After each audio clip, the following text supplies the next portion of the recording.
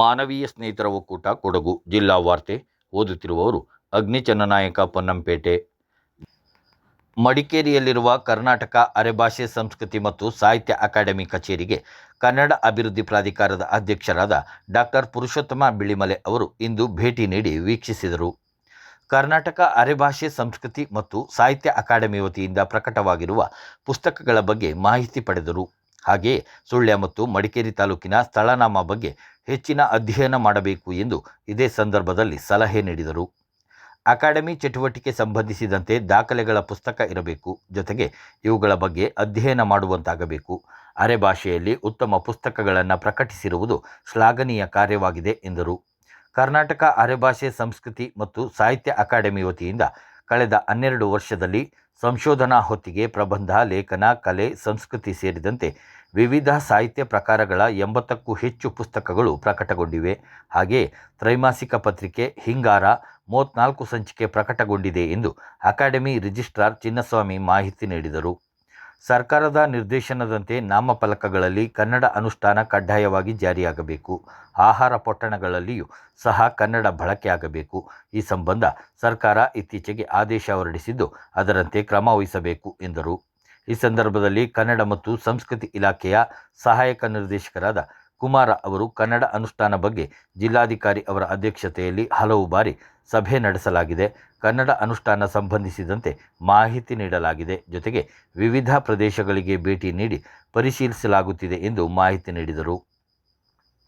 ಮಂಗಳೂರು ವಿಶ್ವವಿದ್ಯಾಲಯದ 2023-24ನೇ ಸಾಲಿನ ಸ್ನಾತಕೋತ್ತರ ಪರೀಕ್ಷೆಯಲ್ಲಿ ಗೋಣಿಕೊಪ್ಪಲು ಕಾವೇರಿ ಕಾಲೇಜು ಎಂಕಾಂ ಸ್ನಾತಕೋತ್ತರ ವಿಭಾಗದ ಇಬ್ಬರು ವಿದ್ಯಾರ್ಥಿನಿಯರು ರ್ಯಾಂಕ್ ಪಡೆದುಕೊಳ್ಳುವ ಮೂಲಕ ಸಾಧನೆ ಮಾಡಿದ್ದಾರೆ.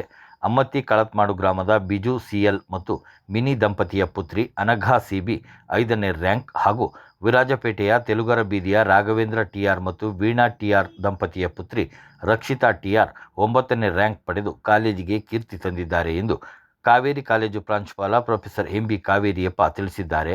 ವಿದ್ಯಾರ್ಥಿಗಳ ಸಾಧನೆಗೆ ಆಡಳಿತ ಮಂಡಳಿ ಹಾಗೂ ಬೋಧಕೇತರ ಸಿಬ್ಬಂದಿ ಹರ್ಷ ವ್ಯಕ್ತಪಡಿಸಿದ್ದಾರೆ.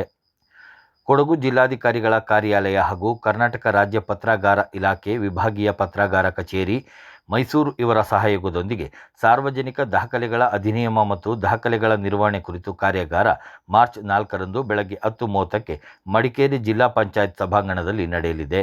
ಜಿಲ್ಲಾಧಿಕಾರಿ ವೆಂಕಟರಾಜ, ಜಿಲ್ಲಾ ಪಂಚಾಯಿತಿ ಸಿಇಒ ಆನಂದ್ ಪ್ರಕಾಶ್ ಮೀನಾ, ಹೆಚ್ಚುವರಿ ಜಿಲ್ಲಾಧಿಕಾರಿ ಆರ್ ಐಶ್ವರ್ಯ, ಕರ್ನಾಟಕ ರಾಜ್ಯ ಪತ್ರಾಗಾರ ಇಲಾಖೆ ನಿರ್ದೇಶಕರಾದ ಗವಿಸಿದ್ದಯ್ಯ, ಮೈಸೂರು ವಿಭಾಗೀಯ ಪತ್ರಾಗಾರ ಕಚೇರಿಯ ಹಿರಿಯ ಸಹಾಯಕ ನಿರ್ದೇಶಕರಾದ ಎಚ್ಎಲ್ ಮಂಜುನಾಥ ಇತರರು ಪಾಲ್ಗೊಳ್ಳಲಿದ್ದಾರೆ. ವಿರಾಜಪೇಟೆ ತಾಲೂಕು ಸಿದ್ದಾಪುರ ಸಮೀಪದ ಗೂಡುಗದ್ದೆಹಾಡಿಯ ರಾಜು ಅವರ ಪತ್ನಿ ಎಸ್ಆರ್ ಸರೋಜಾ ಅವರಿಗೆ ಬುಡಕಟ್ಟು, ಕೋಲಾಟ, ಜೇನು ಕುಯ್ಯುವ ಹಾಡು ಮತ್ತು ನೃತ್ಯಕ್ಕೆ ಸಂಬಂಧಿಸಿದಂತೆ 2024ನೇ ಸಾಲಿನ ಕರ್ನಾಟಕ ಜಾನಪದ ಅಕಾಡೆಮಿ ವಾರ್ಷಿಕ ಪ್ರಶಸ್ತಿ ಲಭಿಸಿದೆ.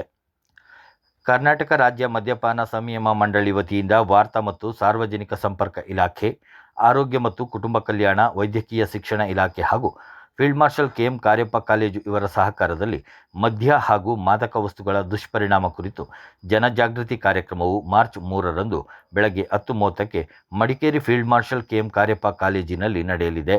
ಜಿಲ್ಲಾ ಪೊಲೀಸ್ ವರಿಷ್ಠಾಧಿಕಾರಿ ಕೆ ರಾಮರಾಜನ್, ಜಿಲ್ಲಾ ಆರೋಗ್ಯ ಮತ್ತು ಕುಟುಂಬ ಕಲ್ಯಾಣಾಧಿಕಾರಿ ಡಾಕ್ಟರ್ ಕೆಎಂ ಸತೀಶ್, ಕೊಡಗು ವೈದ್ಯಕೀಯ ವಿಜ್ಞಾನಗಳ ಸಂಸ್ಥೆಯ ಜಿಲ್ಲಾ surgeon doctor Nanjundaiah, field marshal KM Cariappa ಕಾಲೇಜಿನ ಪ್ರಾಂಶುಪಾಲರಾದ ಮೇಜರ್ ಡಾಕ್ಟರ್ ಬಿ ರಾಘವ, ವೈದ್ಯಕೀಯ ಕಾಲೇಜಿನ ಮನೋವೈದ್ಯರಾದ ಡೆವಿನ್ ಕರ್ಕಡ, ಕರ್ನಾಟಕ ರಾಜ್ಯ ಮದ್ಯಪಾನ ಸಂಯಮ ಮಂಡಳಿಯ ಕಾರ್ಯದರ್ಶಿ ಎನ್ಎಸ್ ಮಹೇಶ್ ಇತರರು ಪಾಲ್ಗೊಳ್ಳಲಿದ್ದಾರೆ. ಗೋಣಿಕೊಪ್ಪಲು ಕಾವೇರಿ ಕಾಲೇಜು ವತಿಯಿಂದ ಇದೇ ಮೊದಲ ಬಾರಿಗೆ ಕಾವೇರಿ ಕಾಲೇಜು ಮೈದಾನದಲ್ಲಿ ಆಯೋಜಿಸಲಾಗಿದ್ದ ರಾಷ್ಟ್ರಮಟ್ಟದ 7A ಸೈಡ್ ಹಾಕಿ ಪಂದ್ಯಾವಳಿಯ ಫೈನಲ್ನಲ್ಲಿ ಆತಿಥೇಯ ಗೋಣಿಕೊಪ್ಪಲು ಕಾವೇರಿ ಕಾಲೇಜು ತಂಡದ ವಿರುದ್ಧ ಬೆಂಗಳೂರು ಜೈನ್ ವಿಶ್ವವಿದ್ಯಾಲಯ ತಂಡ 2-1 ಗೋಲುಗಳ ರೋಚಕ ಜಯ ಸಾಧಿಸುವ ಮೂಲಕ ಚಾಂಪಿಯನ್ ಪಟ್ಟವನ್ನು ಮುಡಿಗೇರಿಸಿಕೊಂಡಿತು. ಗೆಲುವಿಗಾಗಿ ಉತ್ತಮ ಹೋರಾಟ ನೀಡಿದ ಗೋಣಿಕೊಪ್ಪಲು ಕಾವೇರಿ ಕಾಲೇಜು ತಂಡ ರನ್ನರ್ ಸ್ಥಾನಕ್ಕೆ ತೃಪ್ತಿಪಟ್ಟುಕೊಂಡಿತು. ವಿಜೇತ ಜೈನ್ ವಿಶ್ವವಿದ್ಯಾಲಯ ಪರ ವಚನ್ ಅಯ್ಯಪ್ಪ ಹಾಗೂ ಆರ್ಯ ಉತ್ತಪ್ಪ ತಲಾ 1 ಗೋಲು ಬಾರಿಸಿ ಗೆಲುವಿನಲ್ಲಿ ಪ್ರಮುಖ ಪಾತ್ರ ವಹಿಸಿದರು. ಕಾವೇರಿ ಕಾಲೇಜು ಪರ ಅಖಿಲೇಶ್ ಕೊನೆ ಕ್ಷಣದಲ್ಲಿ ಏಕೈಕ ಗೋಲು ಬಾರಿಸಿ ಸೋಲಿನ ಅಂತರ ತಗ್ಗಿಸಿದರು.